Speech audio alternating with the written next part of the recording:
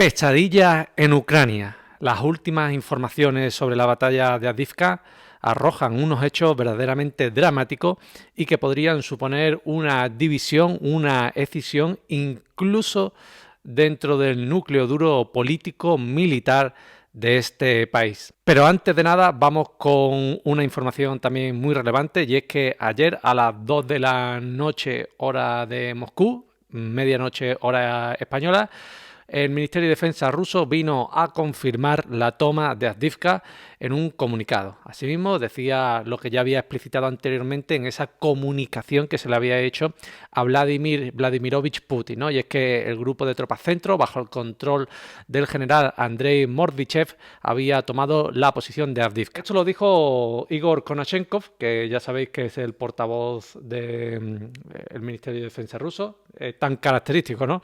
Siempre aparece igual en todas las intervenciones que tiene. Era un momento para aparecer. Ya os digo, independientemente de que se le haya comunicado a Putin, es momento de que se alabe, es momento de que se recuerde, es momento de que en definitiva, Rusia saque su orgullo, que estamos hablando de una batalla que ha durado mucho tiempo y que será recordada en los libros de historia. Nosotros la vivimos aquí en directo. Dice también el Ministerio de Defensa ruso en su comunicado de ayer por la noche que de las pérdidas de los ucranianos en las últimas horas fueron de 1.500 militares, entre heridos y fallecidos, y también me parece muy llamativo algunas cuestiones que se señalaron y que todavía no sabíamos. Y aquí es donde vamos a engarzar con esa información que os tengo muy guardadita. Dice también que bajo el fuego continuo de las tropas rusas, solo unas pocas formaciones dispersas de militantes ucranianos lograron abandonar apresuradamente Avdiivka, abandonando sus armas y equipo militar.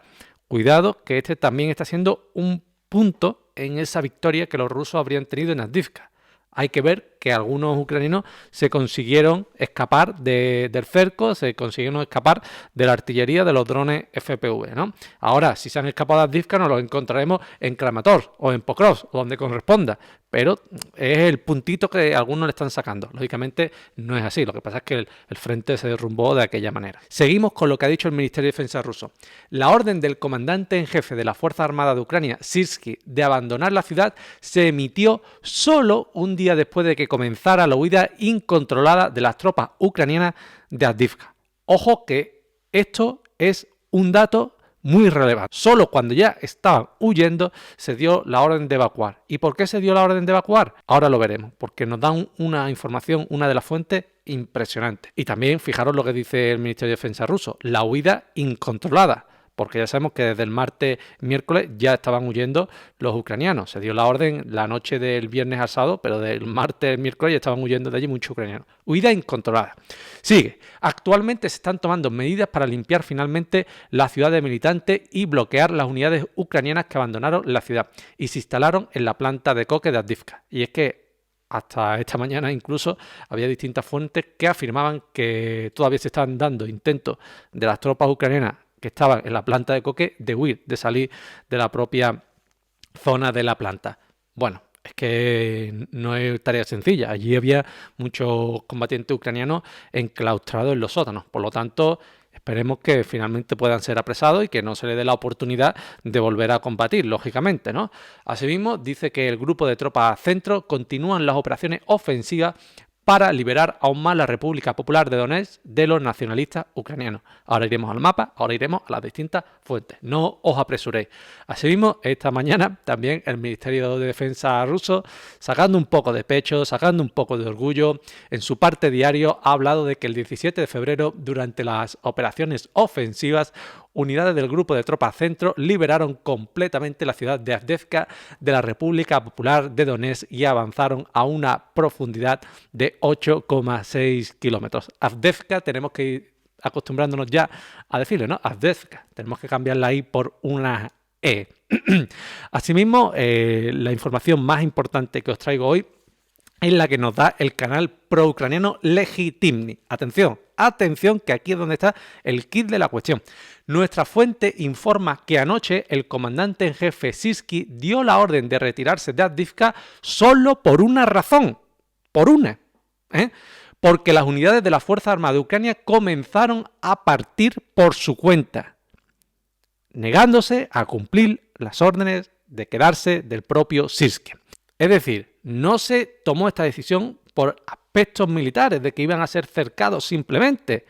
Si esos combatientes no se hubieran retirado de sus posiciones, no hubieran realizado esa huida descontrolada,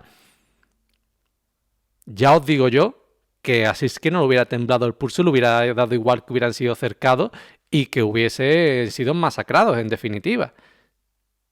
Por lo único que se dio la orden ya de retirada era para solapar esa información de que se está dando la orden de retirada con que ya los combatientes ucranianos se estaban retirando de manera tormentosa. Por eso es por lo que se dio la orden de retirada, para tapar la información de descontento, para tapar la información de rebelión. Por eso es por lo que se dio la orden de retirada. Si no, le da igual a esta gente que queden allí cercados y que se atraganten allí en su propia sangre. A ellos les da igual. Pero fijaos cómo es un punto más a lo que ya teníamos. No es que simplemente se diera la orden de retirada porque iban a ser cercados, porque están en una situación peligrosa, por la mala prensa para Zelensky. No, es que todavía es peor a lo que nos imaginábamos. Por eso, algunas unidades de la Fuerza Armada de Ucrania permanecieron bloqueadas en la planta de coque y no tuvieron tiempo de salir de allí, como otras muchas en Avdiivka. Nadie les advirtió que se fueran. Muchos ni lo sabían. Se enteraron, de hecho, por internet. En ese comunicado que sacó Sirski, bueno, algunos de sus tropas se enteraron por internet. Yo creo que lo sacaron rápidamente ante lo que se les venía encima, ante esas informaciones que ya estaban huyendo. Mira, saca algo para salir un poco aquí del atolladero donde nos hemos metido. Saca algo porque mañana van a salir las noticias de que están los ucranianos corriendo por los campos como gacelas. Saca algo porque, en fin, algo hay que decirle al gran público. Bueno, así mismo, esas son cuestiones que afirman los propios prisioneros de guerra ucranianos, ¿no? Que no tenían absolutamente ningún conocimiento sobre las órdenes de retirada del comandante en jefe. Avdiivka es significativo porque mostró aquello sobre lo que advertimos. La moral del ejército cayó muy por debajo y la ilusión creada por la propaganda de la oficina presidencial de que todo está bien llevó a tales consecuencias. Si no se sacan conclusiones, dice Legitiny, cada vez habrá más Avdiivkas. Pero todavía la cosa va a peor, porque hoy Resident nos da una información adicional. Dice, nuestra fuente en la oficina presidencial dijo que la oficina del presidente ordenó al Estado Mayor y a los servicios de seguridad que realizaran una investigación sobre la tercera brigada que se negó a cumplir la orden y entrar en las posiciones de Avdiivka. Ojo, que aquí ya hay enfrentamiento entre los políticos ucranianos y los azovitas. En Bankova están muy enfadados con Sirski. Y además, pelea entre el mando político y el militar, que prometió conservar la ciudad mientras Zelensky estaba de gira por la Unión Europea, pero tuvo que abandonar urgentemente las posiciones más fortificadas que se habían quedado en Avdiivka durante 10 años. Yo cuando veo estas informaciones, de alguna forma me sobrecoge el corazón, porque parecen que lo que verdaderamente le ha ofendido a Zelensky es estropear su gira por Europa. Pero vamos a ver, muchachos, que han muerto muchas personas, tío. Yo ya no sé ni cómo decirlo. Es que llueve sobre mojado con esta cuestión. Yo no sé ni cómo decirlo.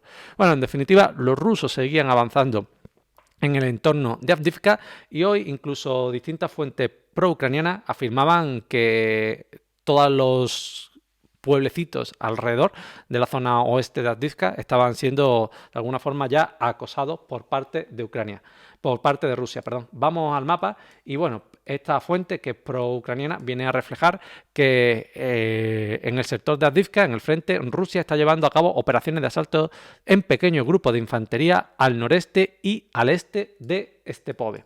Es decir, en esta posición que ya sabemos que había permanecido en manos de las tropas ucraniana hasta el momento actual. Aquí tenemos la división que nos da esta fuente ucraniana, ¿vale? Asimismo, al este de Lastokino y en Pervomais también se están dando ya enfrentamientos con los grupos de infantería de los rusos. Aquí está Pervomais, en la zona sur, donde se lanzaban ofensivas fallidas por parte de Ucrania, y aquí está Lastokino.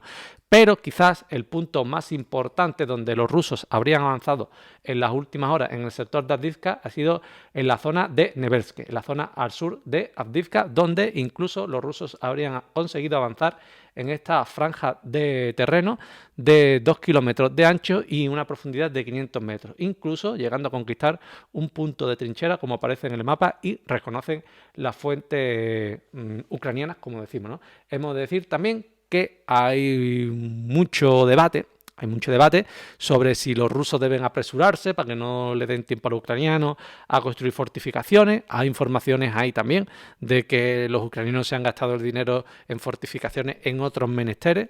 Lo abordaremos más adelante, ese aspecto.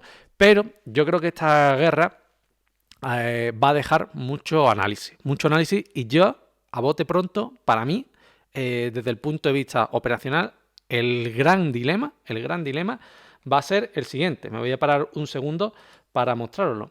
Para mí el gran dilema de todo esto, es decir, ha habido puntos interesantes en toda la batalla de Avdiivka, desde el principio hasta el final, ¿no? Desde el inicio del cerco por Krasnohorivka, las vías del tren, Stepove, también el intento de contraataque sobre Pervomais, ¿no? Para cortar el frente sur, las zonas de las fortificaciones en las zonas aledañas de Avdiivka, sobre todo en la zona sur. Es decir, ha habido cuestiones muy interesantes.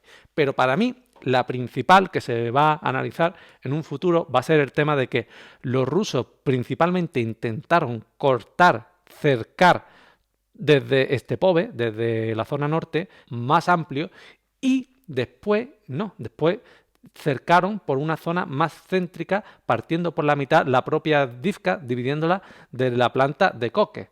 Por lo tanto, habrá que valorar bien sobre ese método, porque yo me planteaba, cuando se estaba dando esta operación de caer por aquí, por la zona de la cantera de arena, me preguntaba, digo, hombre, vas a acercarlo, pero vas a acercar un grupo de tropas ucranianos menos amplio, ¿no? Porque la planta de Koke, que era la principal fortaleza, la va a dejar fuera. Pero fijaros que sin haberla bloqueado desde la zona norte, sin haberla acercado a la planta de Koke, ha finalizado cayendo. Ha terminado cayendo por arrastre de la propia caída de Avdiivka, ¿no? Por lo tanto, va a ser muy llamativo determinar ese movimiento, ¿no?